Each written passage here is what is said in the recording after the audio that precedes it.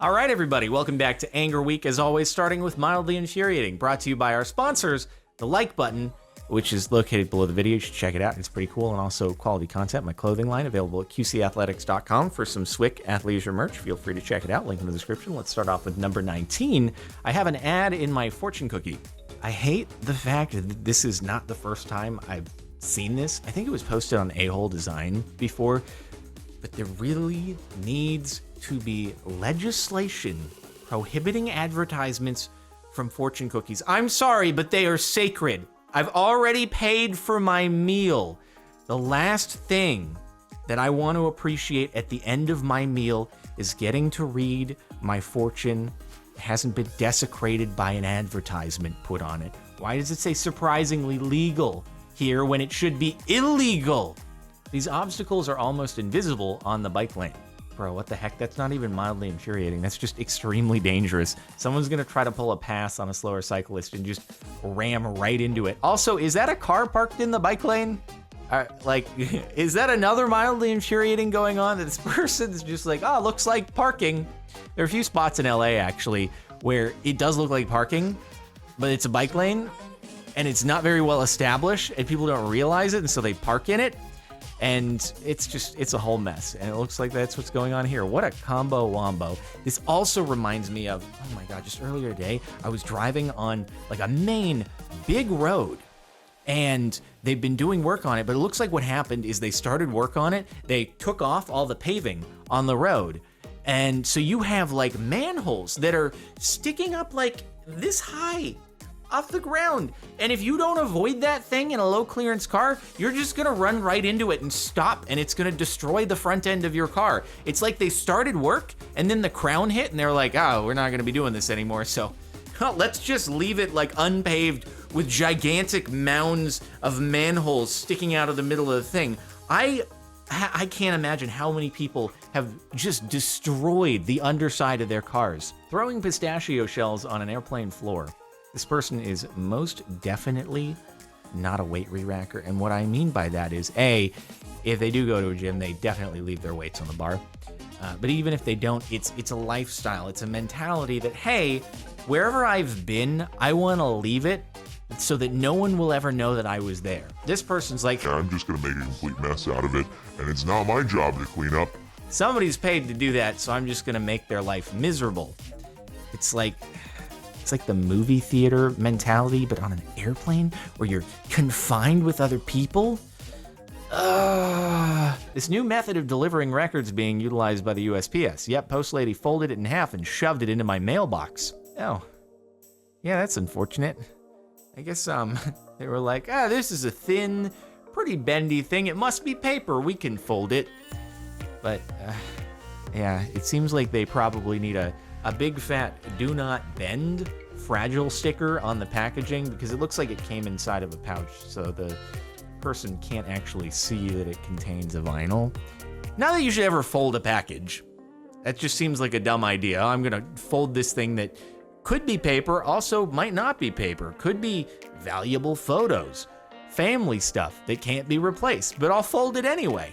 One of my 4 children dumped a half-gallon of milk in the freshly filled pool. Apparently, the 2 that were present at the time blamed the other 2. Their names are I don't know and not me. This doesn't really seem mildly infuriating. This just seems like a kid thing that kids would do. What happens if we pour milk inside of this big pool thing? Sounds like it'll be a fun experiment. Oh, it turns the water cloudy. I guess we should have expected that, but I'm still happy that we did the experiment, you know? Now we know for next time our curiosity is satisfied. It's just, come on, man. It's how kids are gonna be. When Subtitles do this, speaks Japanese. My favorite is when there are conversations being had in another language and the show just doesn't elect to translate them in the captions. It just allows you to not know what's going on, and then you have to hopefully rely on a main character to like translate it into the main language of the show. And I've seen it happen numerous times with Spanish speaking going on a secondary dialogue in a show. And then it relies on the English speaking character to then be like, oh, they were saying such and such, but it's always paraphrasing. And I can pick out some of the Spanish and I'll be like, it's kind of a bad paraphrasing. It didn't really get any of the emotion behind what they were saying. Couldn't you just translated the Spanish? Why didn't you do that? It would have been so much easier rather than me just sitting there for like 2 minutes being like, all right, I kind of get this a little bit, kind of seeing what's going on there. And then I get this 2-second paraphrase. Come on, just translate it. So do you want my mask on or not? No mask does not equal no entry. I believe you used the wrong syntax there. Why'd you put the line through the equals? That was just, what? Did you think that was like a fancy way of drawing an equals sign? Thank you for your cooperation. You're not allowed to enter if you have a mask on because we need to surveil you. It is really weird when you think about it, how like before all this happened, if you walked into a place and you had a full face mask covering, people would think that you were about to do something criminal in there. And so, I mean, please wear your mask out in public. Also, we have masks available at qcathletics.com, link in the description. But it is so weird to think of that contrast, how people would assume something bad if that was ever to take place. And now it's like, please wear your mask, help make other people safe. No, it's not bigger, it's of same size. Dairy milk, now bigger. How can you say that? You shouldn't be able to do that. It's the same weight. But did they up it by like a 1/10 of a gram or something like that, or even just 1 gram? Like, now bigger. I mean, I guess we can't see depth. Maybe it is actually a little bit thicker and this angle doesn't show it. They added a couple grams, okay? Just enough so that they're not lying. It is technically bigger, even if you would have to put it inside of an electron microscope to make completely certain. IKEA gave me a plastic screw to throw directly into the garbage. What? Wait, what? It's in the instructions. Take screw here, throw in garbage. Well, couldn't you have like skipped the step and not made it in the first place? What? I want to believe there's like some logical reason, but okay, here's my logical reason. This packet is something that applies to a bunch of products in their catalog. And rather than, like, I don't know how automated it is, their packaging, but it might just be conveyor belts on conveyor belts of the parts coming together. They get automatically bagged by a machine arm. And so rather than having to devise a new process in order to bag 2 things instead of 3, they just take the existing one, throw it in the parts pack for this new furniture item, and then they say, you're not actually going to need this. But they don't want to provide that whole long-winded explanation as to why. They just leave you kind of wondering what's up. I have to imagine that's what it is. There's no other thing that makes sense, but it's like when you get to the point where you're automating so many things at once and mass producing it, it becomes more expensive to redo that process than it does just to waste the screw every time. So that's probably it. English final exam today, I had to describe this image, teacher's copy versus student copy. Nice. This teacher's like, wow, all these kids are idiots. They don't even know that this is an image into, is that a bus actually? I can hardly tell that it's a bus from this because it's like very cropped in, but I assume it's a picture of people on a bus. I don't know what's going on the bottom one though. It's a really, really good black and white photocopy with absolutely no gray in there. It can do white, just no ink, or it can do completely black. There's no in between. It's like, all right, well, unfortunately, there's not a lot that I can pull out of here. It looks like an abstract painting, and there's a few black blobs focused more so on the left-hand side of the image, and then a few little pieces of artisticness over there on the right, and that's it. I hope that you were able to like take your phone out and take a photo. Well, obviously you did, but hopefully everyone was able to kind of communicate this is a problem. Kind of hard to describe what's going on in the photo. This ad bomb that's guaranteed to wake up my baby. Colicky baby sleeps to this magic sound. White noise. I've never heard of a mid-roll being described as an ad bomb before. Sorry to ad bomb you guys in the middle of this video, but hey, you know what? as someone who makes YouTube videos fairly regularly, I can tell you that mid-roll fill rates are generally pretty low, and I'm sorry if that wakes up your baby. Holy crap, wait, that's 18 minutes into the video is right there? Is this like a 10-hour long video? Holy watch time and retention, boys!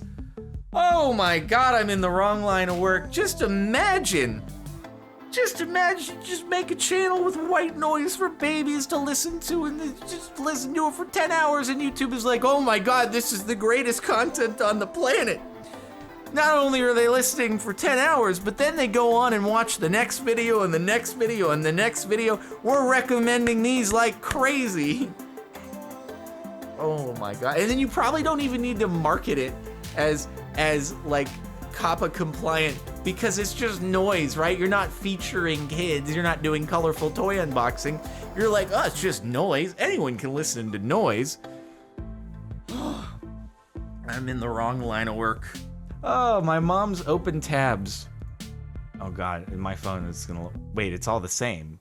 Is it all the same? Oh, it's like all the same website. Every time that you load a new page, it just does the... I was about to say, you know, my phone looks pretty bad too if I scroll through. Because every time that you go from someone linking you in like a text message or something, it always opens up a new page, and I don't clear them out. So, mine's pretty bad, but not this bad. And not literally all the same websites. Dude stole my meme and made too hot, and I didn't. Oh, made it to like hot section on Reddit. America leads the game by a huge margin. Stay tuned. America, rest of the world fighting the crown. And then, wait, oh, is this an original meme that you actually put together in Photoshop? You put the caption on there. You put the red circle around the man's representing America. And then, wow, 20,000, dude. It's crazy, though. Okay, see, I'm sorry that your meme got ripped off. That's a bit of a bummer. But it's very interesting to kind of like A/B test things. And was it the timing? Did you post when not a lot of people were there? Or did this person just get really lucky and there was one critical upvote that happened that didn't on yours and that kind of carried the momentum and it snowballed? Or what was the difference? Was it just that this title, America Leads the Game by a Huge Margin, is more like attractive to looking into further than what is America doing? And it's like something that I would love for YouTube to give more A/B testing tools. It'd be amazing to A/B test thumbnails and titles and see what attracts people to click on it more. Oh, it'd be such an amazing tool to have. My stuff is circled. The other stuff is my sister's. And this is why I've done my best to avoid ever having a roommate, ever. And I realize that that comes from a position of privilege, but I do believe that if you are willing to go small enough, right? I would take a 100 square foot apartment that I get to have all to myself over a 1,000 square foot apartment that I'm sharing with someone else. Every time, 100% of the time. And I do believe there's a way to make it happen. If you really, really want to live alone, you can make it work, I think. In most places, there's a way to do it. But I'd be livid. I couldn't deal with this. I'd be like, I can't live like this. You need to clean your stuff up. And then I would end up just throwing it all in the garbage. And then the roommate would be like, you can't do this. We cohabitate this space. You're not allowed to throw my stuff in the garbage. And then we'd get into litigation and it'd be a whole mess. So it's easier to live alone. Entire computer and security system relies on that plug. We can't unplug it to fix this. So is this something that requires 100% uptime? Like it powers a server or something that if it goes down is really bad for a lot of people? Because it seems like if something is that critical, you would want, I don't know, redundancy? What happens if your power goes out? Is there like no contingency plan? Because I'll tell you, my power goes out all the time. At least like half a day every month now. It's trash. But like if I had anything here that couldn't be unplugged ever, it'd be really problematic because power goes out all the time. So I don't know what you do in that situation. But you need to have it plugged into like a backup battery, in which case if you unplug it shouldn't shut the system down. But this is a problem with the way this is configured. A zoom feature that makes things smaller. Dude, I've had this happen to me on so many websites before, actually. I've never thought of posting it to Mildly Infuriating, but I'm like, oh, cool. So you stretched the image in the preview, and now when I hover my mouse over it, you're showing me actual size, which is smaller. So I guess it's less blurry and distorted, but it's smaller. This is the opposite of enhance. This is realistic enhance on CSI shows. It's like, actually, you know, the initial zoom that we were showing here, that's really blown up. You want it like actually 1-to-1 pixels. It's gonna have to be smaller than the way you were looking at it. So you want it to natively fit your screen. So yeah, sorry, our enhance is pretty terrible. Do all moms shut your door like this? No. My mom would shut my door. She wouldn't leave it open like that. And now, I guess, living alone, I never really had to worry about that. Sorry, again, a position of privilege, having not lived with my mom for the last 10 years. But, yeah, she was respectful of closing the door. If the door was closed to begin with and she entered, she would knock. And then on the way out, she would leave it the way she came. That's weight re-racking. You make it seem as if you were never there to begin with. And that's, I mean, it's probably part of where I learned my weight re-racking. Both my mom and my dad, all about trying to make sure that nobody knows you were there.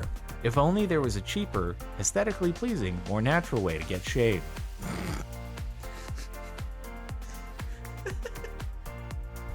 What even is this? This is the dumbest thing I've ever seen. What's the point here? Like, why didn't you... You wanted to get rid of the trees, why didn't you just cut them down to the ground? Why'd you just leave two gigantic stumps sticking out of the sidewalk? I mean, is the shade to try to prevent the trees from getting as much light so they have a harder time growing back? That's what the top comment seems to suggest. Otherwise, is it... Like, nothing about this makes sense. This is just, if somebody was like, can you come up with a bit of an abstract image to illustrate the term half-assed? This is what I would show them. And the top, for the last month, you hate to see it. Cafeteria worker fired for giving out extra food. Debbie Solzman didn't want students to go hungry. Okay, so here's the thing. All right, I hope people don't go off on me for this, but there could, well, I'd have to listen to the story, but just purely from reading the headline, I don't know if this is something where she was warned on numerous occasions, like, hey, you can't do this, and she kept doing it. Because I would understand from the school's perspective, like, it's not, unfortunately, as terrible as it would be as an employee to see a kid who doesn't have lunch and you not being able to give them food. Like, unfortunately, it's not up to the person at the cafeteria, it's up to the policy, and it needs to be addressed at the policy level. And so the school wouldn't want to set that precedent where a lunch lady is giving out free lunches to certain kids, then the kid reports to the parents talk to each other, and suddenly you have parents calling the school saying, hey, so-and-so is given free lunch, I want free lunch for my kid, and you get this snowball effect of everyone calling the school saying, whoa, where's my free lunch for my kid? And the school's like, we can't, what? No, this is not, we don't, and then so they have to talk to the person who works in the cafeteria and say, because of that precedent, you're not allowed to do this. And so if it was like a one-time thing and they're like, see you later, okay, seems not very empathetic. It just, I don't know what the full situation is, but I could see a potential for both sides. But on the other hand, if I was working in the cafeteria and I saw a hungry kid being like, I don't have lunch and I'm really hungry, like, that'd be heartbreaking, dude. You'd have a hard time not doing it. So I get it. It's just, it has to be addressed at the policy level. Really, I don't know, man. That's all there is to it for now. That's my attempt at a reasonable take. But hope you've enjoyed this mildly infuriating, maybe interesting though, video. Make sure to like if you liked. Our sponsor, of course, and QCathletics.com for swift quality content. Playlist in the description if you want to catch more of these. Subscribe to the channel, hit the bell, all that stuff. See you next time.